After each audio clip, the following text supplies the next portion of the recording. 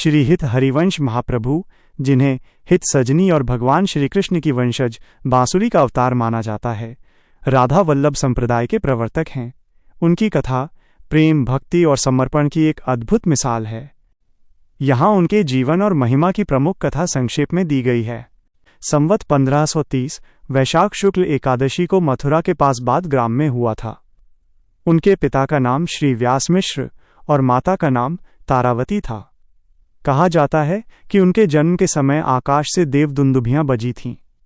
बचपन से ही उनमें विलक्षण भक्ति के लक्षण दिखने लगे थे। मात्र 7 वर्ष की आयु में उन्होंने एक पुराने कुएं से श्री विग्रह ठाकुर जी की मूर्ति प्रकट की थी। हरिवंश महाप्रभु के बारे में सबसे विशेष बात यह है कि उनका कोई सांसारिक गुरु नहीं था। मान्यता है कि स्वयं श्री राधा रानी ने उन्हें स्वप्न में दर्शन देकर राधा नाम के मंत्र की दीक्षा दी थी। इसीलिए उन्हें सखी भाव का उपासक माना जाता है, जो राधा कृष्ण की निकुंज लीलाओं के दर्शन करते थे। वृंदावन आगमन और राधा वल्लभ लाल की प्राप्ति। जब वे वृंदावन की ओर प्रस्थान कर रहे थे, तब मार्ग में चरथावल नामक स्थान पर उन्हें एक ब्राह्मण मिला। उस ब्राह्मण ने बताया कि उसे स्वप्न में आदेश मिला है कि वह अपनी 2 पुत्रियों का विवाह हरिवंश जी से कर दे और उन्हें श्री राधा वल्लभ लाल का विग्रह सौंप दे।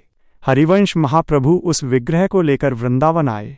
संवत 1591 में उन्होंने वृंदावन के मदन टेर ऊंची जगह पर श्री राधा वल्लभ लाल को विराजमान किया। उन्होंने राधा वल्लभ संप्रदाय की स्थापना की, जिसका मूल मंत्र है हित निस्वार्थ प्रेम। उन्होंने बताया कि उपासना में विधि विधान और कर्मकांड से ऊपर प्रेम और सहज सेवा है। वे राधा और कृष्ण को अलग अलग नहीं, बल्कि एक ही प्राण और 2 देह मानते थे। हरिवंश महाप्रभु ने ब्रज भाषा और संस्कृत में अत्यंत मधुर पदों की रचना की। 1 हित 84 ब्रज भाषा में रचित 84 पद, जो इस संप्रदाय का आधार स्तंभ हैं। महाप्रभु की महिमा का एक दृष्टांत। एक बार एक प्रसिद्ध विद्वान उनके पास शास्त्रार्थ करने आए।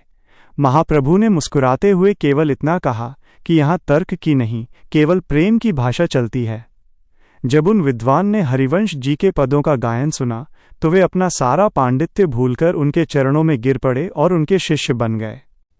जोई जोई प्यारो करे सोई मोही भावे, जो मोही भावे सोई प्यारो। अर्थ, जो मेरे प्रियतम को भाता है वही मुझे अच्छा लगता है, और जो मुझे अच्छा लगता है वही मेरे प्रियतम करते हैं। क्या आप श्री हित हरिवंश महाप्रभु के प्रसिद्ध हित 84 के कुछ विशेष पदों का अर्थ समझना चाहेंगे?